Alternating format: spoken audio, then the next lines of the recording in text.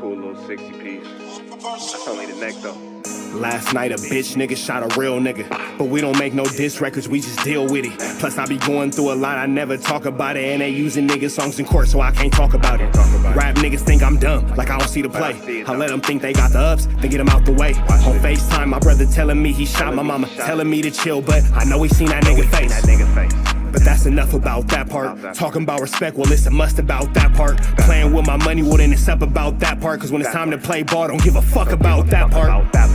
They know I'm that nigga when they see me. Her man crush been a hater and her little brother won't beat me. Her friend been on my dick since I was passing out CDs. Her baby daddy a mark and her boyfriend probably a weenie.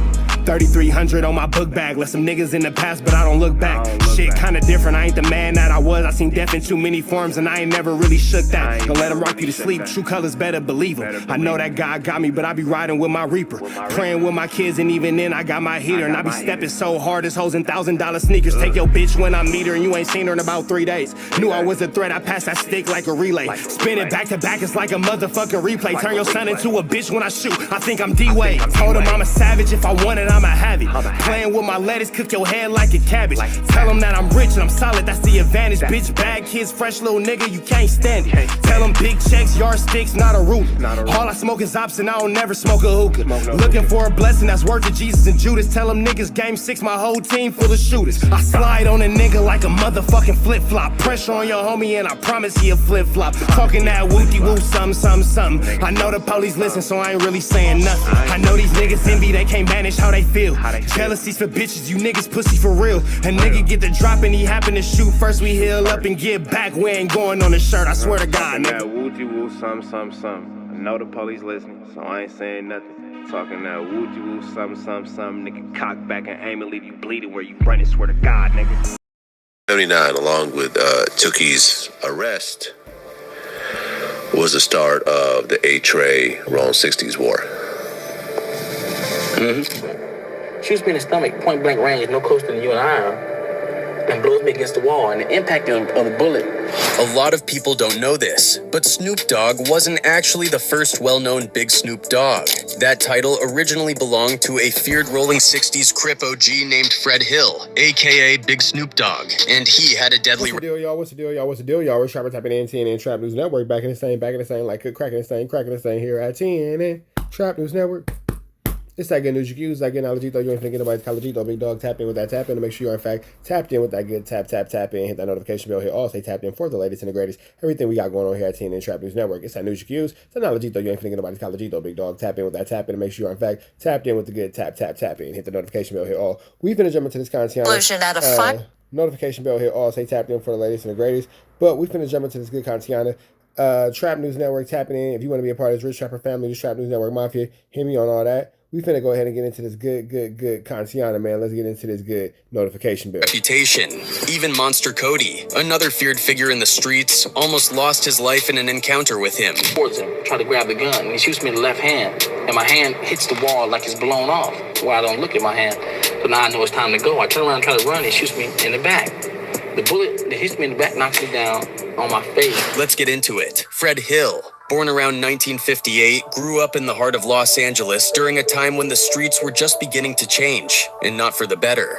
As a kid, he picked up the nickname Snoopy, a playful name at first, but one that would eventually evolve into something much more serious, Big Snoop Dogg, while Snoop from Long Beach would later adopt the same name independently and bring it into the mainstream. Fred Hill had already been carrying it through the alleys and blocks of West LA. On the streets, when someone said Snoop, they were talking about him. Early on, Fred lived on the east side of LA, but around 1967, when he was still just a boy, his family made the move to the west side. They settled on 6th Avenue in the Hyde Park area, territory they was getting some chile. That in just a few years would become known as the home base of the Rollin 60s Crips. At the time, it was just another working-class black neighborhood, but the streets were changing fast, and a new generation of youth was beginning to carve out their own identities in the form of gang sets and street crews. By his late teens, Hill was already deep into the Crip lifestyle. Around 1975, when he was about 17, he got involved with a new Crip set that was forming right there in his neighborhood. That set would go on to become the infamous Rollin 60s neighborhood Crips. And Fred Hill wasn't just another member. He was part of the first wave, one of the earliest soldiers in what would become one of the most powerful Crip sets in Los Angeles. In fact, some stories even say that Fred Hill was the one who came up with the name Rollin 60s himself. Whether or not he coined it, there's no doubt that he helped shape what the Rollin 60s would become. As one of the original members, Hill earned the status of an OOG, that's triple OG, a title reserved for... OOG is crazy. Y'all gotta do better with the with the AI voiceovers, man. The real deal pioneers of a gang set. The Rollin 60s officially took shape around 1976, breaking off from the West Side Crips. It was a volatile time in LA. Gang culture was exploding, and tensions were rising in every corner of the city. Fred Hill, with his fearless attitude and natural leadership, quickly rose through the ranks. Other OGs remember him as being in the mix from the start, already building a reputation as someone you didn't want to cross. By the late 70s, Fred Hill had solidified himself as a serious figure on the streets of South Central. He had a reputation for being aggressive, hands-on, and always ready to ride for his set. His name rang bells. He wasn't the kind of guy to sit in the background or let others do the dirty work. Hill was out on the front lines, establishing turf, handling business, and letting it be known that the Rollin 60s weren't to be messed with. By 1980, Hill was considered one of the deadliest shooters in the Rollin 60s. He was often mentioned alongside other feared names like Petty Whack, Keita Rock, and Mumbles. These were the guys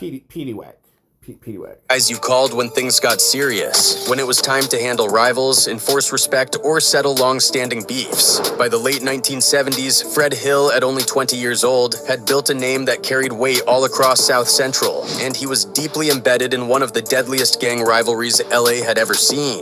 The war between the Rollin 60s neighborhood Crips and their bitter enemies, the 8 Gangster Crips. This was no small beef. It was a war that would define the streets for years to come. The tension started in 1979 over something as seemingly simple as a fight over a girl. An 8 recruit got into it with a Rollin 60s member, and what should have ended in fists turned into bullets. The 8 kid ended up shooting and killing Tyrone, who just so happened to be the younger brother of Big Rick, a respected OG in the 60s. That one act lit a fuse that would explode into an all-out war. In 1979, along with Tookie's arrest, was the start of the 8 Rollin 60s war. So I understand the whole thing was over a girl. Yes, sir. After that, the city changed. Neighborhoods that once had peace or shared respect were suddenly drawing lines in the sand. Homies turned into enemies overnight. And at the center of it all was Fred Hill. With his cold presence and reputation as a top-tier enforcer, Hill quickly became what gang culture calls a ghetto star. That's someone whose name echoed in every alley, whose face was known to both allies and enemies, and whose actions shaped the street politics of the time. Sanyika Shakur, better known as Monster Kody, himself one of the most feared 8 members, mentioned Hill by name in his memoir. He recalled that when his crew hit the streets looking for top Rollin 60s targets in 1980, Fred's steady solace Snoop Hill was on that hit list alongside other feared names like Petty Whack, Keita Rock, Mumbles, and the war between the Rollin 60s and the 8 was nothing short of brutal. The violence became so savage that entire families were destroyed. One woman, Alyssa Burks McKnight, tragically lost several nephews to the conflict. In one of the darkest tales from that era, she claimed that Monster Kody himself captured one of her teenage nephews, dismembered him, and kept the boy's arms as twisted trophies. Monster Kody did an interview, and he said that he brought somebody's arm. You mean to tell me that story is real? Yes, that was Jay Blake's arm. It was real. He did bring an arm back. They chopped him up and put him in front of Jefferson High School. Hill's reputation during this era was built on fearlessness and precision. He was hard as nails, as many described him, focused, cold, and never without a firearm. He crew reportedly had access to stolen military-grade weapons, making them one of the most heavily armed Crip sets on the West Side. Hill was known to patrol his turf at night with a gun on him, making sure enemies didn't get the upper hand. In the gang world, his name became synonymous with deadly efficiency. If you crossed paths with Big Snoop Dogg, "You better be ready."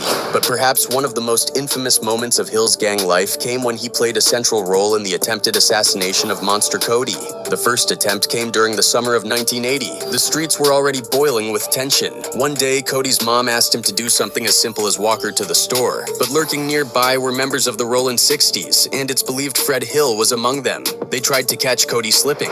Accounts differ. Some say he spotted them just in time and made a run for it. Others say he was grazed but escaped. Either way, the message was clear. The 60s wanted Kody off the map, and this was only the beginning. Then came New Year's Eve, 1980. The night had almost ended for Kody. This time it was a well-planned ambush. A few girls who were friendly with 8 Trey members set Kody up, luring him to a secluded area with the promise of a casual hangout. But waiting in the shadows were 3 men from the Rollin 60s, and one of them was Fred Snoop Hill. They didn't hesitate. The moment Kody showed up, they sprang into action. Hill and his crew opened fire, shooting the 16-year-old 6 times, hitting him in the stomach, legs, and backside. It was a straight-up execution attempt. I try to grab the gun, and he shoots me in the left hand, and my hand hits the wall like it's blown off, where I don't look at my hand.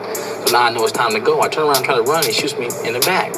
The bullet that hits me in the back knocks me down on my foot. Cody would later say that Hill shot me like I'd be shooting people, pointing to just Oh yeah, he ain't going for nothing. He trying to in the game tag his man. how ruthless and cold the attack was. They left him there to die. But somehow Kody survived. He later credited the cheap night train wine he had been drinking for numbing the pain and slowing the bleeding, just enough for him to hold on until help arrived. Doesn't alcohol make you bleed more?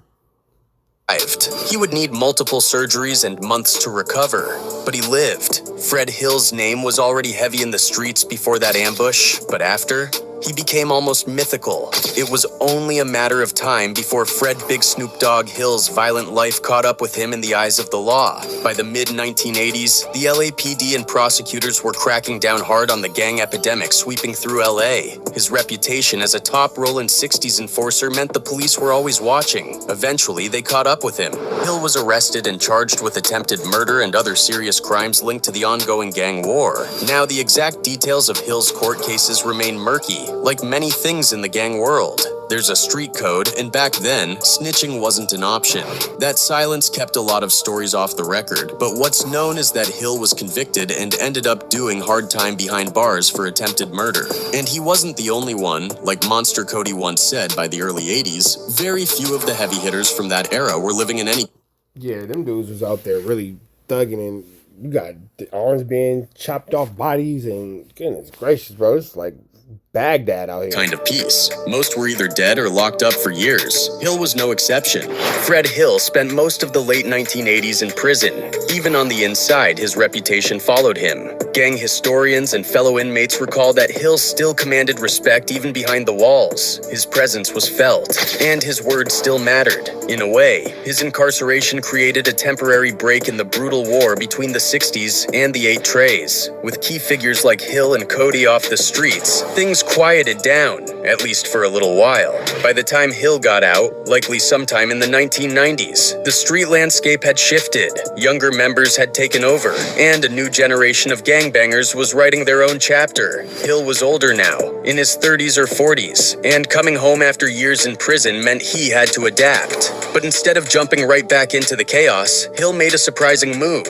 He pivoted, having lived through one of the most dangerous eras in LA street history, and seen it all firsthand. Fred Big Snoop Dogg Hill decided to use his experience to do something different. He started speaking out. In the 2000s, he became involved in gang intervention work, trying to stop the same kind of violence he had once helped fuel. He worked with outreach programs, spoke to at-risk youth, and participated in community events. Hill used his story to paint a picture of what gang life really leads to: prison, pain, and death. And people listened. He was the kind of guy younger gangsters looked up to, or at least respected enough to hear out. Even some of his former rivals acknowledged that he was trying to do right by the streets now. Hill took part in peace summits, ceasefire talks, and internal meetings aimed at cooling down tensions between warring sets. During this time, the Rollin 60s themselves were going through leadership changes, with figures like Eugene Big U Henley stepping up.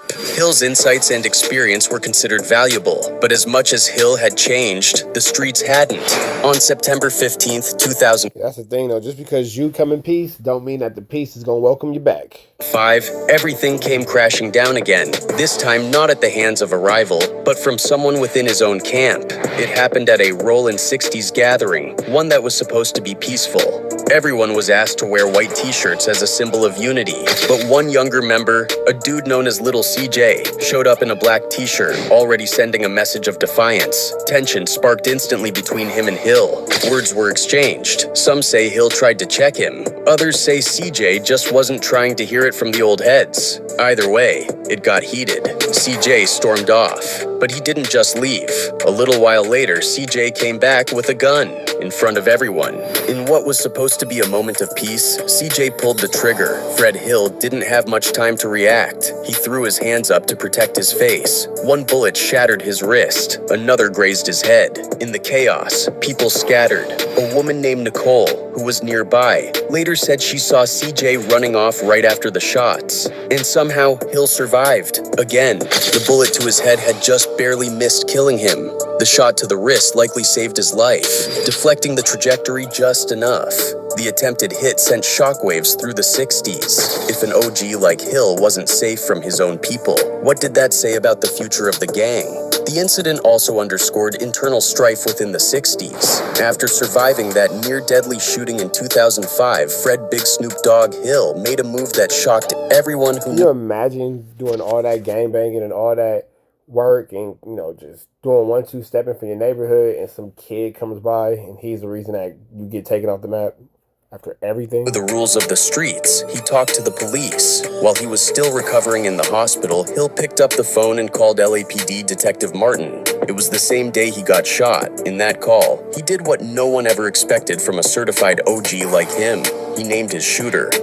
According to Hill, it was Little CJ, the young Rollin 60s member he had gotten into that heated argument with earlier at the gang meetup. Hill gave details too, telling the detective how CJ broke the unity dress code by wearing black instead of white, how the argument escalated and how it ended with CJ pulling a gun and firing at him. This was enough for the LAPD to build a strong case and issue an arrest warrant for CJ. Now, for whatever reason Hill did that, his decision to cooperate crossed a line, a big one. See, in the gang world, there's one golden rule: no Yeah, that's a very big foul right there. snitching. Doesn't matter if it's your enemy, your friend, or someone who tried to take your life. Talking to the cops is seen as betrayal. And for a respected triple OG like Hill, someone who built his name in the streets and bled for his set, that decision came with serious consequences. At first, Hill stood by what he told the cops. He didn't back down. And for a minute, it looked like CJ was about to face the legal fallout. But the streets talk fast, and word got around even faster.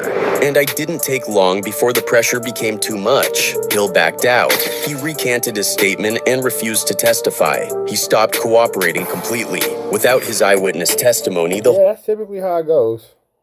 whole case against CJ fell apart. Some say CJ still ended up locked up by 2007 on unrelated charges and caught a 25-year sentence, but not for shooting Hill. But the damage was already done. Hill's moment of cooperation, even if it was short-lived, All it takes is for one bad moment to fuck up your whole Wikipedia, bro. One bad moment could fuck up your whole entire Wikipedia. He had that spotless gangbanging career, and in his old age, decided to just be regular and let the police do their job. And that was all it took. had already left a stain on his name. In the street world, you don't get second chances for snitching, even if you were the victim. Hill wasn't just criticized, he was disowned. One account even recalls a younger Rollin 60s member running into Hill in public and confronting him, calling him out for snitching. He reportedly laid hands on Hill right there in front of Hill's girlfriend and his own mother. Even the older generation started distancing themselves. The rules of the game were what they were, and Hill had broken one of the most sacred. Suddenly, he wasn't welcome at the same meetings and gatherings he once led. He was shut out. In the gang world, that kind of exile can be as dangerous as death. After that, Fred Hill slowly faded from the scene. His work as a community counselor came to a quiet end. Still, not everyone was quick to condemn. Some community activists quietly empathized with Hill. To them, the fact that he, of all people, felt the need to call the cops said everything about how crazy things had gotten. But that wasn't the loudest narrative. In the streets, his name was tainted, and Fred Hill knew it. After 2005, he kept a low profile. No flashy returns, no tell-all interviews, no memoirs, no documentaries. Unlike some gang legends who later found fame sharing their stories, Hill stayed quiet. Occasionally, his name pops up in documentaries or interviews about gang history. Now, in 2025, Fred Big Snoop Dogg Hill is somewhere around 66 or 67 years old. There's been no word of his passing, so he's believed to still be alive. And there it go, man. So this has been a crazy, sticky, icky, Vicky situation. So the downsides of gangbanging, y'all. You don't want to get involved with it, bro, because there's really no end. He did everything right just to end up wrong at the very last minute. Red dots to the left. Y'all know the rest. Free Avenue Angel Tweets free. We go.